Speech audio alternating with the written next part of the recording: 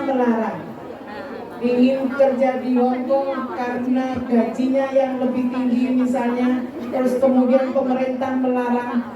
Pemerintah berarti melanggar konstitusi, melanggar Undang-Undang Dasar Negara Republik Indonesia, karena bekerja itu adalah hak setiap warga negara, termasuk bekerja ke luar negeri, termasuk kerja di Hong Kong. Yang bisa dilakukan apa oleh pemerintah? Ketika pemerintah tidak bisa menghalangi atau menyuruh, apa yang dilakukan oleh pemerintah? Yang dilakukan oleh pemerintah adalah memastikan perlindungan bagi setiap warga negara yang bekerja, termasuk yang bekerja di luar negeri. Betul? Bentuk perlindungan negara ini sudah diatur oleh pemerintah melalui Undang-Undang Nomor 18 Tahun 2017. Perlindungan kepada pekerja migran Indonesia. Mulai dari berangkat diatur, ketika sudah sampai di negara penempatan, sampai kembali ke negara kita, itu diatur oleh undang-undang. Salah satu bentuk kehadiran negara pemerintah meletakkan atase ketenagakerjaan di negara-negara yang jumlah pekerja migrannya banyak, termasuk di Hong Kong ini. Ada staf teknis yang akan menjadi rumah bagi teman-teman yang bekerja di sini. Ada di sini ya? Barika? Ada ya? Oh di luar, di luar. Pemerintah terus melakukan berbagai langkah untuk memastikan bahwa perlindungan kepada pekerja migran itu diberikan. Mantap.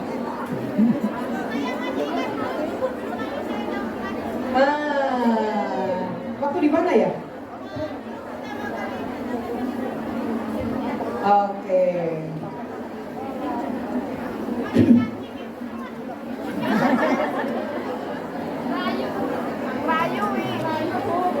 Saya ingin sampaikan kenapa banyak sekali tenaga kerja kita yang mendapatkan tempat di hati negara-negara penempatan. Saya berkunjung di banyak negara. Testimoni diberikan oleh para pengguna tenaga kerja Indonesia. Mereka menyatakan bahwa PMI Indonesia, pekerja migran Indonesia itu adalah pekerja keras, pekerja yang bertanggung jawab terhadap pekerjaannya, pekerja yang ulet, pekerja yang mampu menyesuaikan dengan negara penempatan.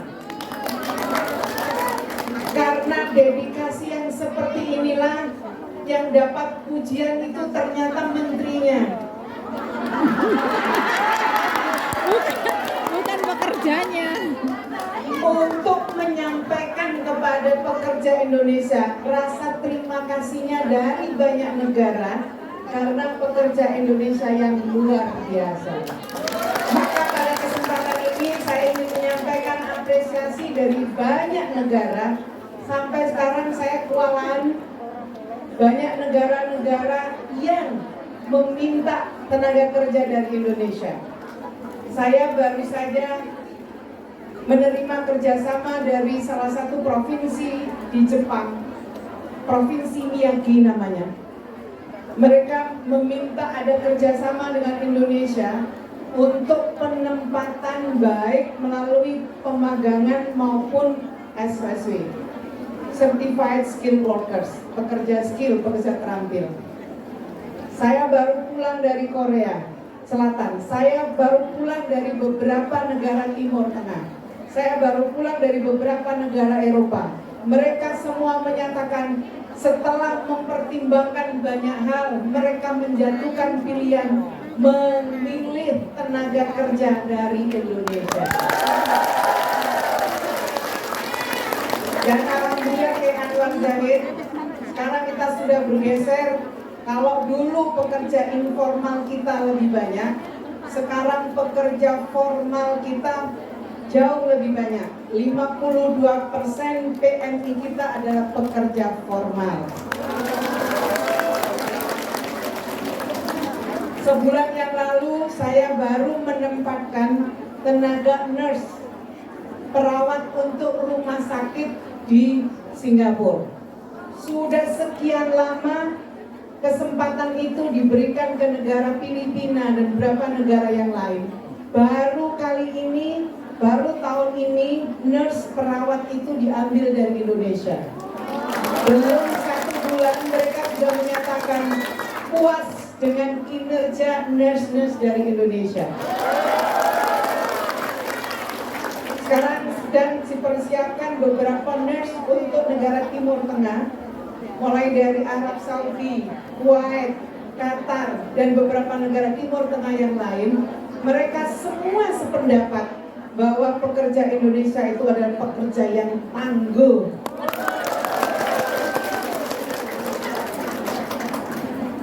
Senang dengan kondisi seperti ini? Kondisi ini harus dipertahankan. Kita harus menjaga image bahwa pekerja Indonesia itu adalah pekerja keras, bertanggung jawab, gak kaburan. Ada yang kaburan? Itu Bu, sendet cakap. Kaburan.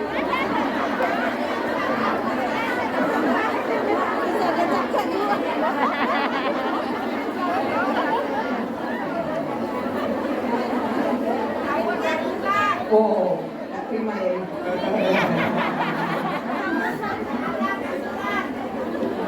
Saya kira image ini harus dijaga.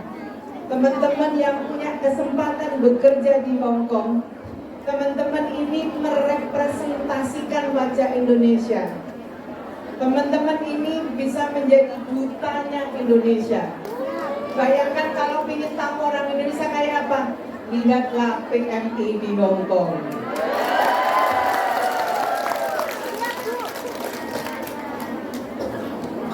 Dengan menunjukkan wajah Indonesia, maka teman-teman bisa memberi kesempatan kepada teman-teman yang lain yang ingin bekerja di Hong Kong, karena melihat profilnya tenaga kerja sekarang ini seperti teman-teman semua. Saya yakin dan percaya kesempatan yang sama akan diberikan kepada adik-adik kita. Hal lain yang ingin saya ingin sampaikan di antara bentuk perlindungan yang diberikan oleh negara. Saya baru saja mengeluarkan Peraturan Menteri Ketenagakerjaan nomor 4 tentang perlindungan sosial bagi pekerja migran Indonesia. Sudah tahu belum? Belum. Harus tahu karena teman-teman sesungguhnya begitu dahsyatnya perlindungan sosial yang diberikan kepada teman-teman semua. Ada 7 manfaat baru dan ada 9 manfaat tambahan. Ada 7 manfaat baru, 9 manfaat tambahan tanpa mengurangi, tanpa nambahi pembayaran premi BPJS Ketenagakerjaan. Bayar preminya tetap, tapi perlindungan yang diberikan sangat maksimal. Saya mau sampaikan sedikit, misalnya manfaat baru, 7 manfaat baru dan 9 manfaat tambahan. Sekarang ini teman-teman yang memegang kartu BPJS Ketenagakerjaan atau menjadi anggota BPJS, ada bantuan bagi CPNI atau PMI yang terbukti naudzubillah min dzalik mengalami pemerkosaan, maka ada perlindungan yang diberikan sebesar 50 juta. Memang akibat dari perusahaan. Bahaya. Diomong bahaya.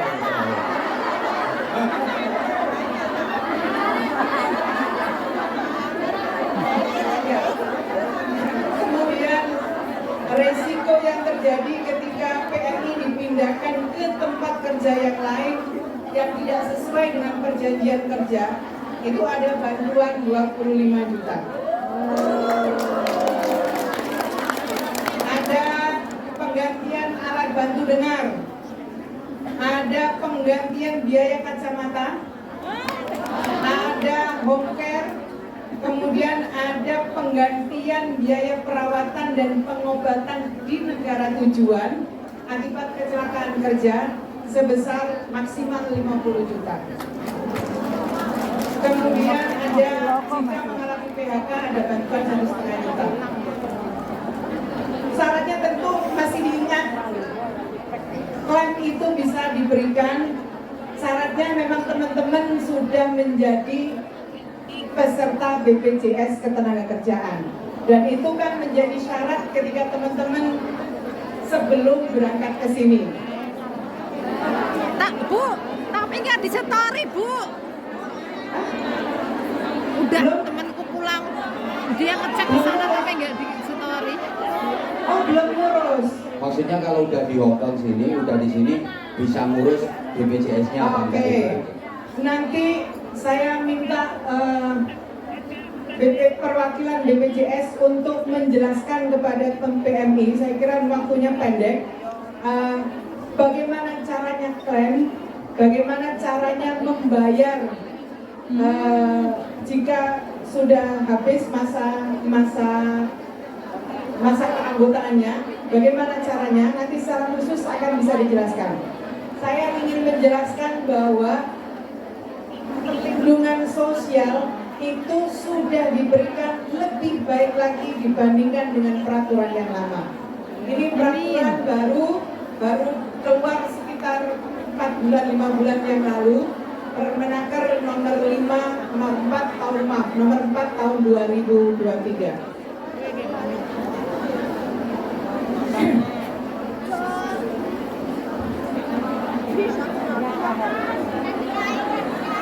Iya.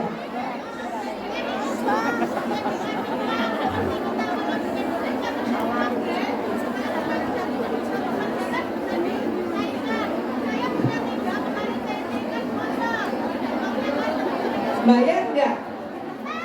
Lah, yang penting bayar premi.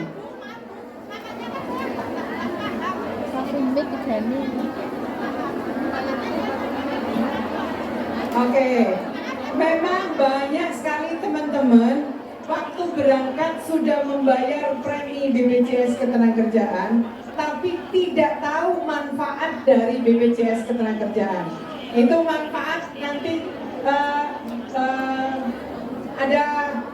ada buku saku yang akan saya berikan ke teman-teman. Caranya klaim seperti apa? Ada ya? Boleh dibagi? Sudah? Sudah dibagi? Oke. Nanti akan dibagi. Di situ teman-teman mendapatkan panduan bagaimana caranya.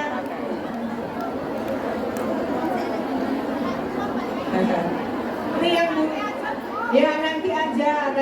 Yang penting saya ingin menyampaikan kepada teman-teman yang sudah memiliki kartu BPJS Ketenagakerjaan itu ada manfaatnya, ada gunanya untuk melindungi teman-teman semua. Nanti gampang akan dibagikan bagaimana caranya, tata cara daftar dan cara bayar. Tata cara bayar daftarnya ada di sini. Hah? Oke. Apa lagi, Bu? Hah? Sudah. Saya kira itu teman-teman semua. Sekali lagi rasa bangga saya karena teman-teman di sela-sela bekerja masih menyempatkan diri memperkuat iman melalui pengajian-pengajian seperti ini. Mudah-mudahan teman-teman semua diberikan kesehatan oleh Allah. Sehat, bisa bekerja dengan kuat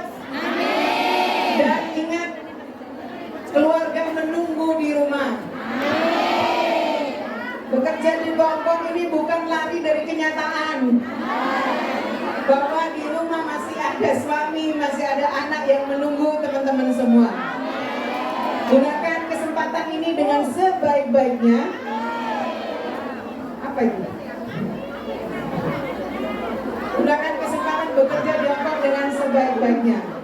Saya juga ingin menyampaikan bahwa Kementerian Ketenagakerjaan juga sangat terbuka bagi teman-teman yang ingin meningkatkan skill dan keterampilan setelah bekerja dari Hong Kong, ingin menambahkan skill dan keterampilannya. Kami sangat terbuka, ada banyak sekali balai pelatihan-pelatihan vokasi yang tersebar di seluruh Indonesia. Silakan manfaatkan, gunakan kesempatan itu untuk meningkatkan kompetensi. Waktu bekerja di Hong Kong digunakan sebaik-baiknya, pulang saya kira dengan kehidupan yang lebih baik, kehidupan yang lebih sejahtera. Saya banyak mendengar cerita bekerja karena demi masa depan anak-anaknya. Dan terakhir saya ingin menyampaikan teman-teman semua yang saya cintai, 14 Februari 2024 ada apa? 14 Februari 2024 kita punya hajatan 5 tahunan. Meskipun teman-teman di Hong Kong, saya minta gunakan hak pilih dengan sebaik-baiknya. Ini waktu yang sangat baik untuk menentukan masa depan Indonesia 5 tahun yang akan datang. Maka saya berharap gunakan hak pilih. Jumlah warga negara Indonesia di Hong Kong ini banyak sekali. Pemerintah akan memilih tanggal yang tepat, termasuk waktu yang tepat agar semua warga negara Indonesia bisa menggunakan hak pilihnya. Ingat tanggal berapa? 14 Februari 2024, Hari Valentine Day. Ditaruh di tanggal 14, mudah-mudahan pemilu itu yang tercipta adalah kasih sayang antar warga negara. Perbedaan pilihan jangan sampai mengganggu ikatan persaudaraan. Makanya diambil momentum 14 Februari, meskipun beda pilihan, tapi tetap ada persaudaraan. Siap menggunakan hak pilih?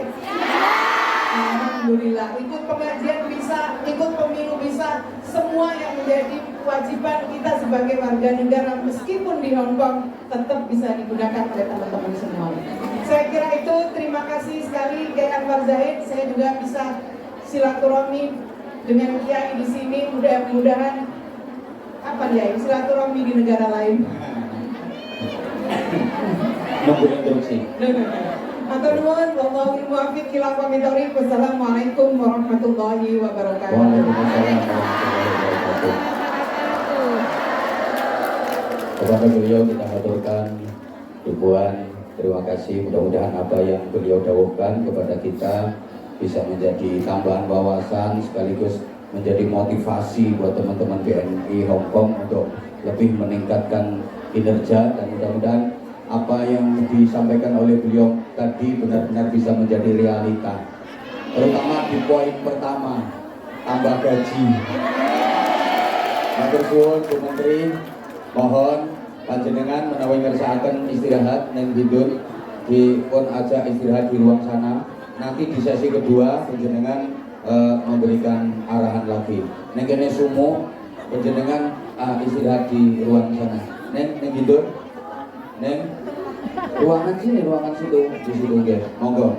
Di situ ber-AC, bersama lebih panjenengan lebih tenang istirahat, dan di situ ada mantan pacar saya. Nah, oh foto dulu.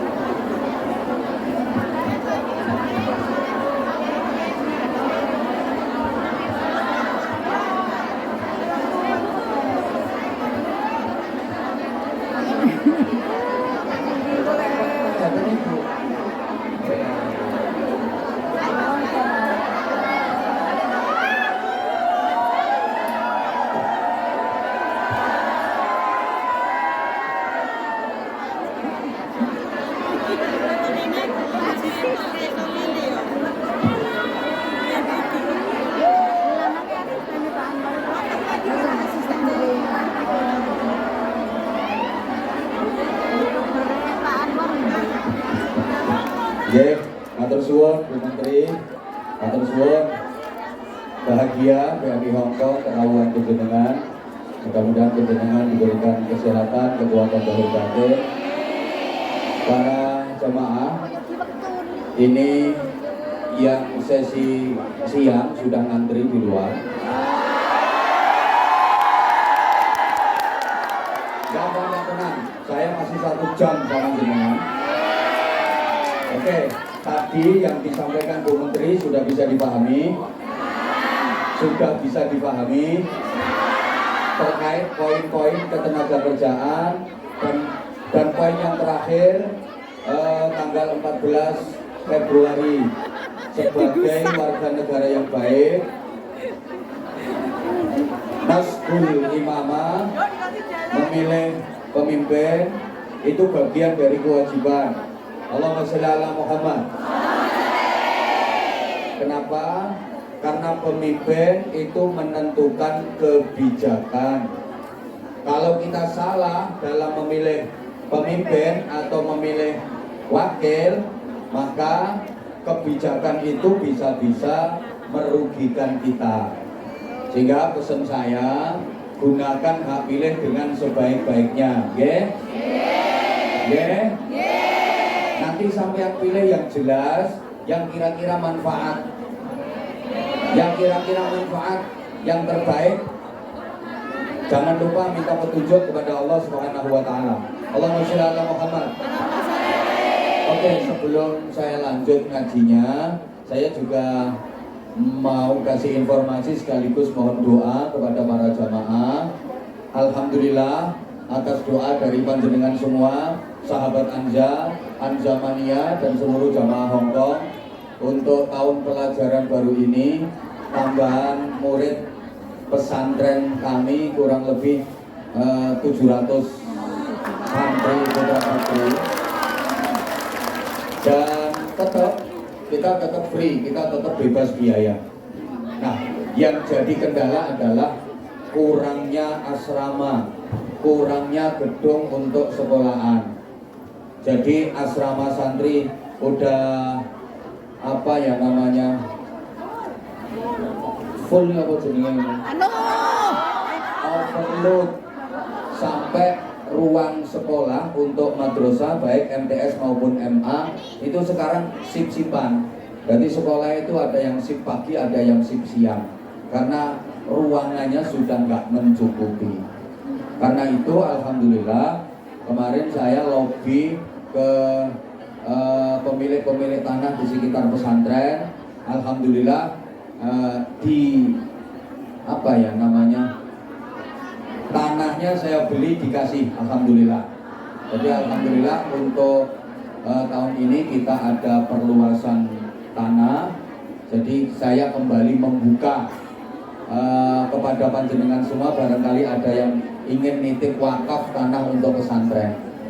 Jadi karena memang kita sangat-sangat membutuhkan tambahan gedung, tambahan ruangan. Jadi asramanya santri, kamarnya santri itu overload, terus tidak muat. Sampai sekolahnya, baik sekolah formal maupun ngaji diniyahnya itu sip-sipan, Mbak. Jadi anak sekolah pagi, anak sekolah siang, ngajinya juga gitu. Karena memang ruangannya nggak mencukupi. Bentar. Oleh karena itu, wes ngerti wes. Terus aku aja ngomong. Iya, sebentar, Mbak yang sebelah sana tolong dikondisikan tempat duduknya biar tertib.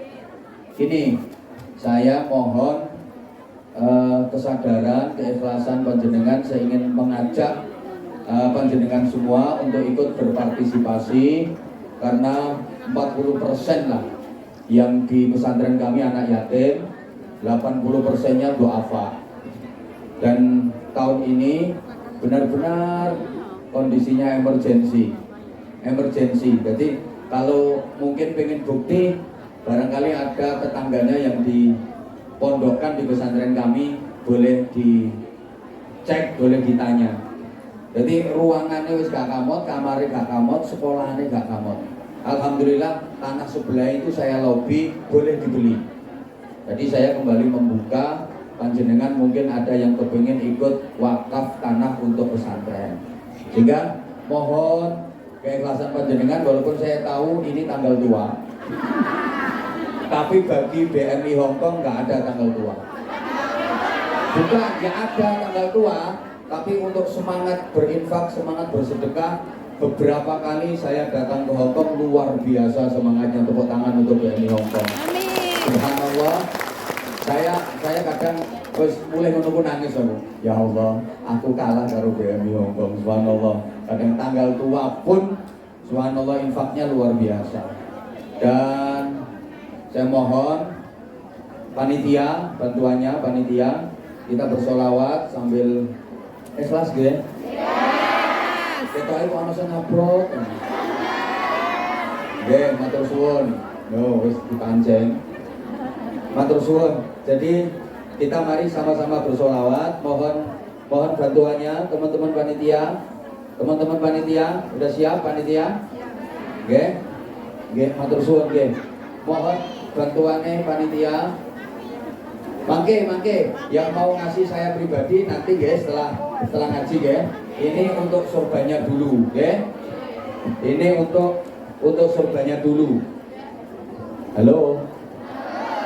Barokahnya jariah dari panjenengan.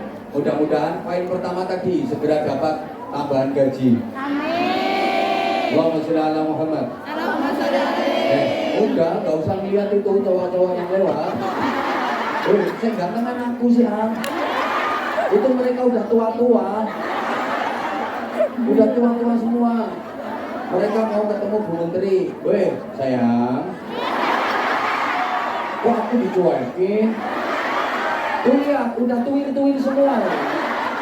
Udah gak menggairahkan.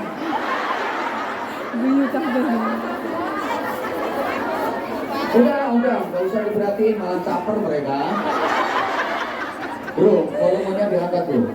Big, power, volume. Keren. Allahumma sholli ala Muhammad. Ya Rasulullah, salamun alaik. Ya Rafiq